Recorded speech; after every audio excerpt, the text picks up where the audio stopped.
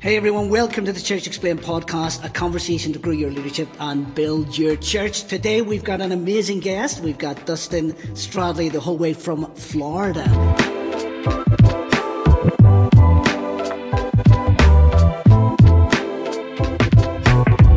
Hey Dustin, how you doing? Good, sir. How are you, Dave? Yeah, very good. Hey, thanks for joining us today on the podcast. Now, let me just share a little bit with our audience, a little bit about you so they're aware. You have been married for 4 years to Mary, and you've got a little daughter called Jovi, Catherine, and she's just 5 months old. Is it this week, did you say?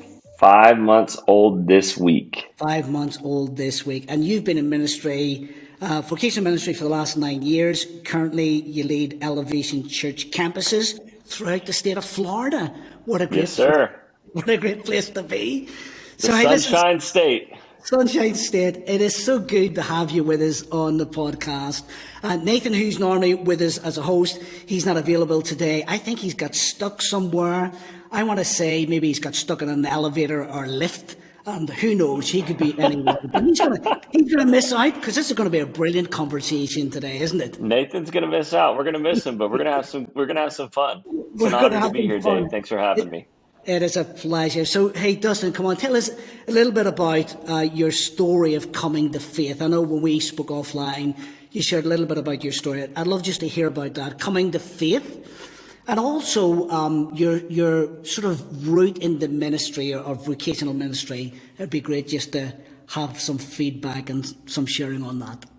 Absolutely, Dave. So, quick story.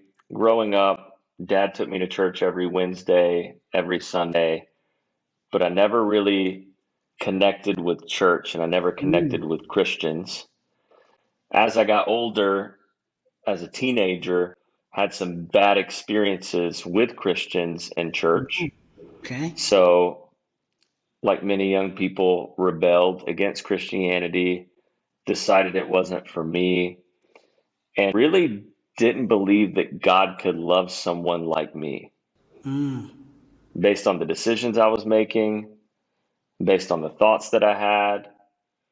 I really just couldn't measure up to this standard that I had projected on who God was. I thought it was, if you do the right things, God will love you. But if you do the wrong things, God is mad at you. And so I turned to alcohol as one way to cope with some of the painful experiences I had throughout my life. I became addicted to alcohol. I went to jail twice. And it was the second time that I ended up in jail. That was my rock bottom experience. Wow. I never thought that I would wake up wearing an orange jumpsuit, laying on a plastic mattress pad in a small jail cell. Wow. And I had a friend who came and got me out of jail. That was in July of 2009.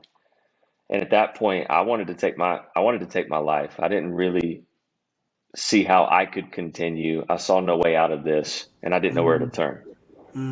I was in a really bad space. I remember looking in a mirror right after I got out of jail, and I was so disgusted with who I was looking at. I said, if I took my life right now, I don't know that anyone would care. Wow. And within just a few days, I had a friend who cared enough about me. His name's Brett. We still talk to this day. He was at my wedding 4 years ago, who cared enough about me to say, I'm not going to leave you in this place. And he said, I'm taking you to church this weekend. And I said, Brett, I don't do church. He said, well, what you're doing right now is not working. So I don't think you really have any other options. So Brett threw me in the car. He took me to church, and it happened to be Elevation Church in Charlotte, North Carolina. Wow. And that was in August of 2009. And I was hesitant. Again, I believed that there was a God, but I didn't like church and I didn't like Christians, and I didn't believe God could love someone like me. But when I stepped into this place, something was different. For the first time in my life, and I couldn't articulate it that day or even that year, but 2009, over 10 years later, I look back and I can see that the tangible love of Jesus was very present through the people. The way they met me with arms wide open, the way they didn't judge me for where I'd been just a few days before. Wow. and I experienced the love of Christ for the first time. And it was through Elevation Church that I gave my life to Jesus. I got baptized. I started serving as a volunteer in 2012. And then in 2013, I felt God nudging me to leave corporate world. I was in the insurance industry. I went to university or went to school for marketing and management and Yeah. had a degree in business and ended up in the insurance industry. But I felt God calling me to step into vocational ministry. It didn't make sense. I had no desire to do it. If you were to ask me a list of top 1,000 things I want to be when I grow up, it would not be a pastor. It wouldn't even come close to making the list. But now I've been on staff at Elevation Church as a pastor for the past 9 years as of this month. And it's been the greatest privilege and been so rewarding. And that's such an amazing story. And just listening to what you were saying there, that, that point in your life where you felt so low, like what else was going through your mind then? You were saying like you didn't think anybody would miss you. Why do you think that was? Why did you feel that way? Yeah, I think a lot of I was just so hopeless and so empty and trying to find validation in people's opinions or validation through fitting in, whether it be this workplace or using my skills here or with this crowd of people. And the same thing I believed about God, I believed about everyone. And that was that if God can't love me, people can't love me. And it's really because I didn't love myself. Yeah. And so I Amazing. projected that on not only God, but those around me. So I was in such an empty place that I said, well, maybe the best way out is to give up. But God cared enough about me to stop me from giving up. He said, I'm not going to let you give up. I've got more in store for you. And he did that through someone that I'm really close with. And I'm thankful for that. What a great story of transformation. And obviously you were in Elevation Yeah, Church. And is that did you meet your wife there as well? Did you meet your I wife? did. Yeah. Yes. Tell us, September tell us, tell 4th, us about that then. 2016. Yeah, come on. I think our listeners are September. really interested in that, not the ministry side of stuff. They want to know how that came about. Well, I think I was the first single campus pastor at Elevation Church. Wow. But which is an interesting dynamic to be in a city pastoring families with children, yet had no spouse or children of my own. But when God calls you, He not only calls you, He equips you, and I was able to lead through. But then I met my wife September 4th of 2016. I stepped off stage at church. I walked out into the lobby. I see this beautiful blonde angel serving on one of our volunteer teams. I said, I've never seen her before, and I know every one of our volunteers. So then we did the Christian flirting, which can be awkward, and Yeah. trying to recite all the Bible verses I knew, and get her a Yeah. reserved seat in the auditorium, and we ended up getting to know each other over the next few weeks as we served together, and then I sought wise counsel through different pastors on our staff and my counselor, and because I'd been through some unhealthy relationships before, and I said I really want to make sure that we're doing this God's way, and she ends up being the most amazing human being I've ever met in my entire life. And so we went on 21 dates before we became a boyfriend and girlfriend. We dated for a year and a half before we got engaged. We were engaged for 6 months, and then as of next month, we will be married for 4 years with our first daughter of 5 months. So Oh man, congratulations it's with all amazing. that. Now, from memory, then I think, am I right in saying did you baptize your wife? I got to baptize my wife Yeah, in I thought in that. in What a great experience. December of 2016, and this was before Before she was your we knew wife. we'd get married. Gotcha. Yeah. Yeah, yeah, So if that's you see the brilliant. picture, you can see that I'm looking at her a little differently. But little Yeah, did we know that one day we would end up married to one another. yeah. That twinkle you had in your eye was different than everyone else. Actually, you were It's a baptizing. little different, a little different, a little different. Hey, well, thanks for sharing some of the personal stuff there. And listen, what do you do for fun? What's a thing that excites you? Yeah, so my wife and I do a weekly 24-hour Sabbath, and we do things that only bring us pure joy. So it looks different each week. We like to try new restaurants. We live an hour from the beach, so we go to the beach probably 2 to 3 times a month. I love to go to the movies by myself occasionally and just sit back and enjoy the entertainment. I love to play basketball. We love to travel, but we don't just wait for the next vacation. But each week there's a 24-hour period where it feels like Christmas Day, Wow. where we wake up and do only things that bring us pure joy. We spend time with God, we delight in one another, and we just have fun. And it really refreshes us to work hard the other 6 days. So that's what we like to do for fun each week. I like that, and something around that Sabbath about doing that, which only brings you joy. I like that. And for you, then, I know we've got a load of questions here. We're going off script a little bit, but it's good. Yes, absolutely. For you, then, has that been a new practice that you've developed over the last while, or has it been as part of your practice for the last 9, 10 years? Really, the last year and a half. Wow. So I leaned on the extreme side of Sabbath is completely irrelevant.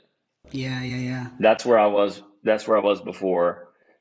And I would grind from morning until night, 7 days a week. There's always things to be done. There's always people to reach. There's always people to encourage, which is true. But trying to keep up with culture wasn't working. Sure. And we found ourselves with all the influence, and we had seen God move mightily on our behalf, but we were purely exhausted Wow. and feeling empty. And I think 2020, we really evaluated some of our rhythms and really started to seek God to do it God's way, not our way. And reality is, God can do more in one day than I can do in all seven. So if even God himself rested, not because he needed to, but because he wanted to model for us what it means to rest and delight in him and to delight in each other and to delight in creation, why would I think that I don't need to rest? Yeah, I So love it. last year we started to exercise the discipline of honoring a Sabbath. And so even like tomorrow is going to be our Sabbath. So today being Thursday, we will not only do everything as it relates to ministry and work, but we clean our house. We make sure all the dishes are done, all the grocery shopping is done, all the Amazon packages are ordered, all the bills are paid. We try to do anything and everything we can to prepare for the Sabbath Nice. so that we can truly just enjoy it and not, oh, hey, I forgot to order this. Oh, I forgot to do this. Oh, we don't have enough laundry. So we used to spend our one day off catching up on all the things we didn't do the other 6 days. Yeah. So just picking up on that in a very practical way, Dustin. Let's think of that for a minute, because I'm sure there's some leaders listening and they're thinking that sounds like me in the sense of all the things we're just gathering up at the weekend. We would do them then, blah blah blah. Have you changed your sort of routine at home in the sense? Are you doing little bits day by day? What have you done differently to allow you that space? For sure, I think it's improved communication between my wife and I. Yeah. I think it's improved our rhythms of working together. So if we want to have a peaceful, fun, enjoyable Sabbath tomorrow, what do we need to do Monday, Tuesday, Wednesday, Thursday? And we break it down day by day by day. We share a calendar with one another and look at each evening outside of our ministry hours. And of course, ministry is fluid. It's not a 9 to 5. You're always doing ministry. But for example, my wife had a church event last night. So I was on dad duty while she had the church event last night. But we reserved this evening for us to take care of household responsibilities so that we can wake up tomorrow morning and have a clean, organized house and just enjoy. Bills have been paid, budget's been updated, the laundry's caught up to speed. We've got groceries in the fridge, but it took us probably 3 to 4 months of adjusting and figuring it out. And some days we do it better than others. Some weeks are very much enjoyable. Some weeks are, oh my gosh, we messed this one up. Yeah, It's a we, process. It's a yeah, of process, course. but I had a friend challenge me. He said the day of preparation is just as important as the day of Sabbath itself. And so really just spending a day or two preparing for that Sabbath has been the key to having a successful one for us. And it gives you that new rhythm, doesn't it, where you're working out of rest rather than working to rest. And I think that's the narrative Yes. in Genesis, isn't it, really, with this idea that we started off with rest and then work, rather than we work to Yes. rest. And I think a lot of people out there, that's how they Yes. live. They live to work, work, work, and then they rest. But actually, the idea is we rest, and from our rest, then we do better work. I think that's what you're describing, isn't it? Well, exactly. And most of the people listening are probably driven leaders Yeah, absolutely. and say yes to any and every opportunity and work hard. And there's nothing wrong with having drive and being committed to giving excellence to all things.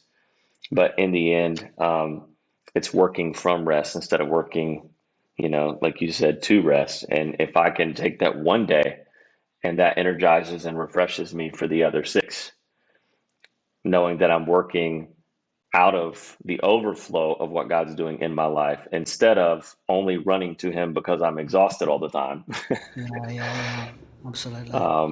trying to outpace God, but instead just working in step with God. I like that, Dustin. Thanks for sharing that. Just thinking then for you as a leader, hey, what's the one thing that sort of gets you up in the morning besides your newborn baby? So you can't use that one. What's So, what's the big why for besides you? besides the double alarm clock and the dirty diaper, Yeah, besides that, okay. what's the motivation? Yeah, I think it's just the discipline of knowing that I have a responsibility every day, a responsibility to God, a responsibility to my family, a responsibility to the people that I lead to give them everything God has given me. So to start with why, like I know what I'm doing each day, it's in my calendar, but start with why. Like, why am I throwing myself into 6 meetings a day? Or why am I saying no to certain opportunities instead of saying yes to every opportunity? I have to start with why. Because most of the time, if I'm being real, I don't feel like getting up. I'm not a morning person. I don't jump out of bed with joy and enthusiasm, ready to just to run full speed into my day. Some days I'm more energized than others. Many days I'd rather sleep in. So it's not a feeling that gets me up because feelings are fluid. They Sure. come and go. Yeah, yeah, yeah. Some days I wake up and I'm very energized and focused, and some days I'm not. It has to be deeper than that. So it's looking at my daughter and thinking about the model I'm setting for her as her father. It's looking at my wife and thinking about what kind of husband do I want to be to her today. It's looking at my staff and thinking, how can I help them experience God's best for their lives? It's thinking about who I want to be 5 years from now and then doing the things today that will help me to become a better me 5 years from now, a better husband, a better Yeah, leader, a better pastor, a better father. So it's really about being, not just doing. We all have to-do lists, but recently I've been challenging myself to put together a to-be list. Like, who do I want to be 5 years from now? And that's much more motivating to me than here's my to-do list for today. So let who I want to be drive what I'm doing today. Does that make yeah. sense? Yeah, it does. It does, and there's something quite powerful around that, isn't it? Of thinking of what you want to be in 5 years rather than what you want to do, because that's the bigger. driver, as you say, underneath. Let's just pick up a little bit of your journey then in Elevation Church. You became a Christian as you turned up there. You got baptized. You've met your wife there. I wonder if you could just share with our listeners something about your journey then at Elevation Church. What's that been like, and what's the thing that's inspired you the most?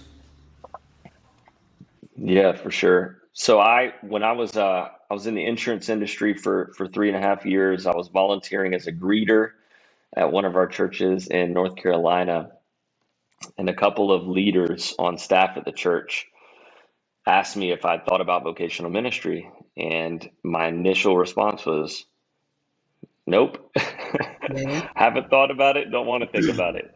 No desire to think about it.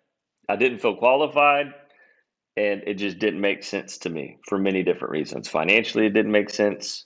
I was working a really good corporate job. I was climbing the ladder. I was paying off a lot of debt at the time, school loans, car loans. And then I just didn't feel qualified based on my past, everything I had done, everything I had saw, everything I had thought. Like, I don't think God can use someone like me. But then after hearing about this apprenticeship program at our church, I heard about it one time, 2 times, 3 times, 4 times, 15 different times. And I don't know about you, Dave, but God is very patient with me and also redundant because I don't listen the first time. And after hearing 15 different times about this apprenticeship program, I thought, well, maybe I should pray about it, and maybe God's trying to speak something to me. Ultimately, I felt like God was calling me to apply. I even tried to mess up the interview, Dave. Seriously. I tried to mess it up. I tried to get out of it. I was like, I'm not going to even attempt to be impressive in this video that I'm submitting right now. And then it was like, congratulations, you've made it to the next round of interviews. I'm like, I don't know how, because I'm not trying. And long story short, I ended up leaving the corporate world and stepping into vocational ministry. I took a 65% pay decrease, stepped out in faith. It didn't make a lot of sense to me. I barely made it through the apprenticeship program. I barely made it on staff at our church. I had no idea what I was doing as the college guy, the college pastor, whatever you want to call me, the first year. I had no idea what I was doing when I became a campus pastor a year after doing the college ministry. And I have no idea oftentimes now on what I'm doing as a regional pastor overseeing an entire region. But I think my story is this: God uses broken people to do big things. I like that. Yeah, I like that. God That's a uses good broken prayer. people to do big things. Yeah. So for anyone who feels unworthy, unqualified, who feels I'm too broken to be used by God, and not on a church staff, that can be anywhere. Your ministry is where you are. Sure. Like, your ministry is your school, your ministry is your family, your ministry is in your workplace, your ministry is on that sports team. But that God doesn't call the qualified. You've heard this. He qualifies the called. And God uses broken people to do big things. And that's been my journey at this church. Oftentimes I'm like, hey, God, I don't feel like I deserve to be here. I don't really know what I'm doing. But if you called me, you've equipped me, and we'll figure it out. Yeah, yeah. So something powerful about that, just being open for God to equip you. And I suppose even having that sort of that stance or attitude where actually you don't know everything. Because sometimes leaders, whether we like it or not, they pretend they do know everything. Hey, I've been and, there. Trust me. and that's God has when we get humbled in me trouble. plenty. I get it. Yeah, and that's when we get in trouble, isn't it? Because we think we know everything and we've got all the answers, and actually it doesn't quite work out. So it's good to have that sort of stance where you're saying, actually, yeah, I don't know everything, but actually that's okay. Do you know what I mean? It's okay we don't know everything, and I'm sure you've heard it said, like, if I'm the smartest person in the room, actually I'm in the wrong room. It's that sort of Correct. thinking, isn't it? Hey, what 100%. what about some of this sort of navigation for you, like thinking of some of the roles you've done, because you've now mentioned you're sort of like overseeing some of the regional stuff in Florida. I think you're looking after quite a number of campus pastors and staff. But you didn't start there, so what was that sort of? How did you navigate those changes? Yeah, it's been interesting. I was the campus pastor, meaning that I was the primary pastor of one church for nearly 7 years, and that was in Roanoke, Virginia. And we saw God do immeasurably more than anything we could think, ask, or imagine. It grew from 5 people in a basement to seeing over 7,000 people come to know Jesus in a city Amazing. of 100,000. God moved mightily on our behalf. It was just his hand of favor was on it. It was such a rewarding experience to have a front row seat for that. But then coming out of the pandemic, I stepped into this role that really doesn't exist in our church to not just pastor one campus, but to pastor a region. So in the state of Florida, we have two Elevation Church campuses. So one in Melbourne, Florida, one in Orlando, Florida. But we also have online church family Okay. Yeah. because Yeah. if anything, we were reminded out of the pandemic that the church is not a building, it's the people, Sure. which we always knew that. We always said that. But I think it became real to all of us out of the pandemic when the buildings were stripped away. So now how do we pastor not just one church, but how do we pastor an entire region? How can we unify the efforts of the people and aggressively expand the gospel of Jesus to reach, the ends of the earth? But for me, that would be the state of Florida. So this transition has been interesting. It's been humbling, it's been overwhelming, invigorating, exhausting, energizing, all at the same time. Um, I think the biggest focus, you said it a minute ago, and I just wanted to capitalize on that. The biggest focus has been taking a posture of a student. The more experience and exposure I've had around ministry, the temptation is to find my confidence in what worked in the past instead of being open to where we're headed in the future. Yeah, I like that. So I have a book in my kitchen right over there. It's called What Got You Here Won't Get You There. So what worked for me in a previous season might not work for me in this season. And it doesn't mean God can't use all of my past experiences and exposure to give me wisdom on how to expand the kingdom forward. But the moment I become an expert, you said it, is the moment we stop growing, is the moment I stop growing. Like the teacher must also always be a student simultaneously, same time, teacher and student. So it's open to God's plans above my plans. It's open to others' ideas above my ideas. Just because I've been on staff for 9 years doesn't mean I always have the best idea.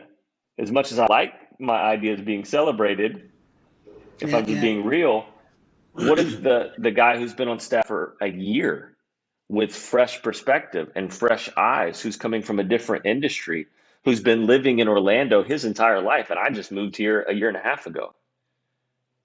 Am I open to listening to what he has to say? Like, am I willing to pull out my notebook, learn from anyone and everyone, not just in vocational ministry, but regardless of what industry they're in or what experience they have, we can learn something from anyone and everyone if we're open to it. And that's humbling, especially the longer you've been in a certain industry or a certain profession, or you've been doing a certain thing. Like you mentioned, the temptation is to become the expert. Yeah. But that's how I've been navigating this role in the past year and a half, is really taking a posture of a student. And it's challenging, but it's been really rewarding to glean experiences from others and really piece together in my mind, like, oh wow, okay, I never thought of that, or I've never seen that, or yeah, you actually lived here your entire life, you would know that better than I do. Or Yeah. wow, your gifts are way different than my gifts, so maybe I should ask you some questions around that instead of being the 9 year regional expert. It's like, I don't really know what I'm doing. This is a role that doesn't exist in our church either. So I can't really Yeah. glean that from many people in our church. Hey, tell me what it means to be a regional pastor, because we don't know. but Yeah, that's yeah. been the fun part is figuring that out together.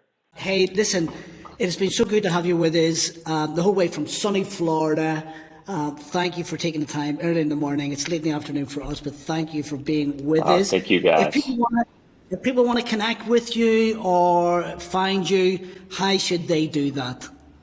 First, Dave, thank you. I love what God's doing through you, what's happening through opportunities like this, how many leaders you're helping in different industries, different businesses, different churches.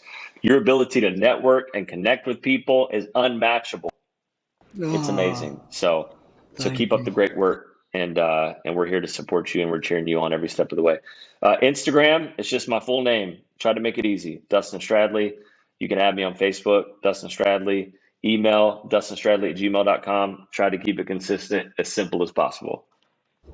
Oh, fantastic. Well, we want to say a big thank you for being with us today. And we want to say to all our listeners, if they want to get some free resources to help in their church and their team, they can head on over to our website, icon.church/resources. They can pick up some free resources, and we just want to bless them as well. Check it out. Go download them. Check it out. Yeah, absolutely. And again, if you're listening to the podcast, let somebody know about it. Subscribe if you're whatever platform you're on, and let people know where to find us, because they too hopefully will enjoy what we have talked about today. Share. Get the That's word out.